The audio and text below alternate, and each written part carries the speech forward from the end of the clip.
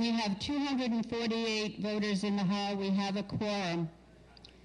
Ladies and gentlemen, welcome to the 2010 Annual Town Meeting. I would like to introduce the tellers. You will see just a little change in procedure this year. We are working with 2 tellers per section. They will be counting each row, 1 row at a time, and making sure that they both have the same count before they move to the next row. In order for the voters to be counted, you must be seated, and you need to hold your cards high above your head. Not shoulder level, not waist level. It's very difficult for them to see if they're not clearly visible.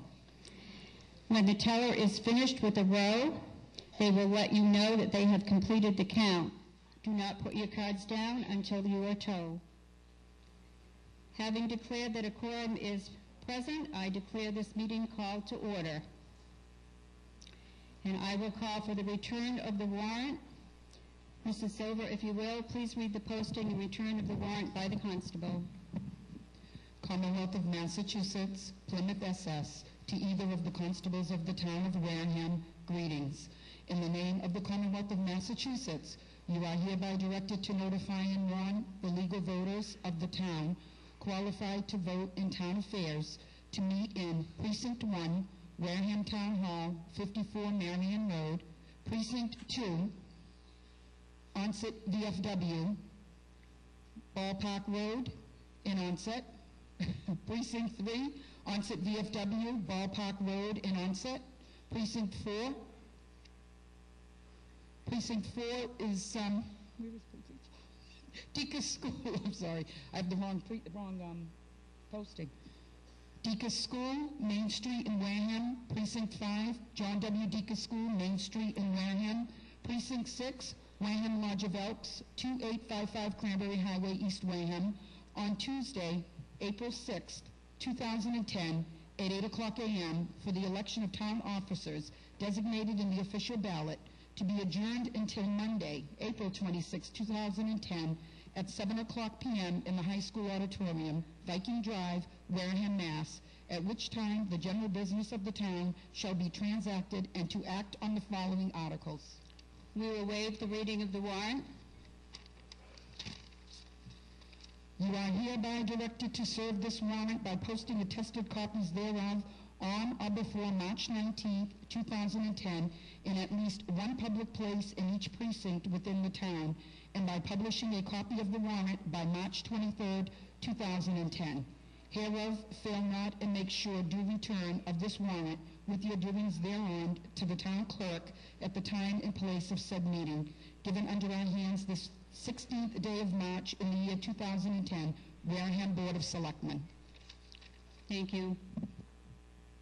Ladies and gentlemen, I am Claire Smith. I am your moderator for the town meeting. I would like to also introduce you to our deputy town moderator, Ben Donahue, who will be taking a couple of articles later on in the meeting. I would now ask you if you would stand and salute the flag.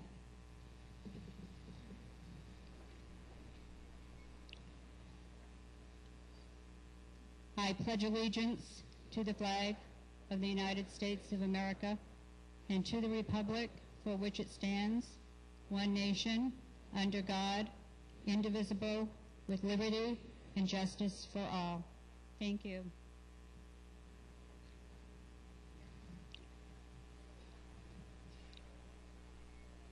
I would now like to introduce you to the members who are sitting here on the stage before you. To my right, we have Mr. Richard Bowen, who is counsel for the town of Wareham. Mr. Mark Andrews, our town administrator. Jane Donahue, our chairman of the Board of Selectmen.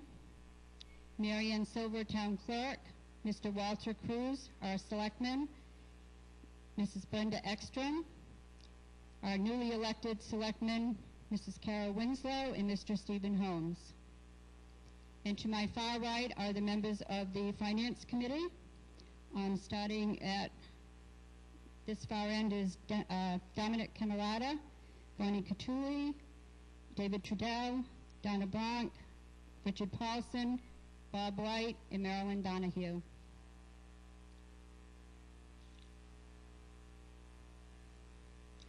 At this time, I would like to just take a minute and reflect on some members who have served the town of Wareham who have passed away since our last town meeting. And if you would, if we could just have just a short moment of silence for Mr. Richard Lamoth, who worked for municipal maintenance, Bertha Tabor, who worked for the school department, Elaine Smith, who worked for the school department, and John Savastano, who worked for the school department.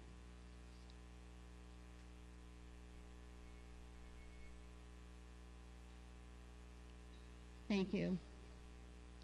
I would also like to recognize this evening, I think he's over on the other side there, is Mr. Bob Brousseau. Bob, would you stand?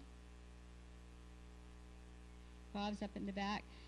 Bob just finally said no to public service in his efforts to participate in our town and serve on the school department, and between the number of years that he taught and his number of years on the school department has given 50 years to the town of Wareham. Thank you, Bob.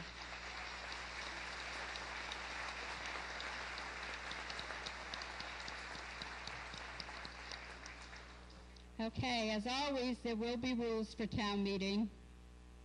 The duties of the moderator in the government of town meeting, not specifically provided for by law, shall be determined by the rules of practice contained in Robert's Rules of Order, the 75th Anniversary Edition, town meeting time, town meeting tradition, and those rules set forth by the moderator.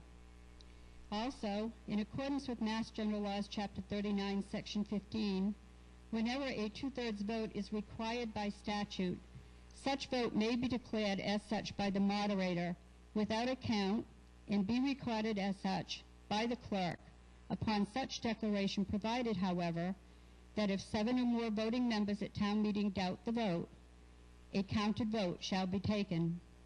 This is in accordance with Article 12 of the October 27, 2003 town meeting and approved by the Attorney General on November 21, 2003. The warrant, which was duly posted in every precinct and posted on the town website, is the agenda for town meeting. Town meeting does not come to an end until all of the agenda items on the warrant have been decided, either by approval, by being defeated, or no action deliberately taken. The moderator will ask for a motion for each article. Voters should listen carefully to the motion as stated, since the vote and the debate is on the motion, which may or may not be slightly different than the article printed in your warrant. Now, I know that's always been confusing to some people. What you're going to see up on the screen is going to be the motion. So it may be different than what's in your warrant. Following the motion, the moderator will ask what the vote was by both the Finance Committee and the Board of Selectmen relative to each individual article. And then I will ask the Finance Committee if they wish to speak to the article. The Finance Committee may speak to the article, or they may defer an explanation. As moderator, I may also ask further explanation from a relative source in order to make the article more understandable. Debate will then be open. Voters should approach the 2 microphones and must be recognized by the moderator before speaking. Unfortunately, we did not have portable microphones for this town meeting, but we're hoping that for the fall we will have them. Before speaking, clearly state your name. Remarks must be limited to the content and the specifics of the article. Everyone, and I repeat, everyone, must be civil and respectful to others. In this matter, let me introduce you to our police officers who are here to reinforce that this does not and will not happen. Speakers on the floor should not be interrupted by others except when a voter raises a point of order. The moderator will allow the presenter of an article 5 minutes and 2 minutes for discussion.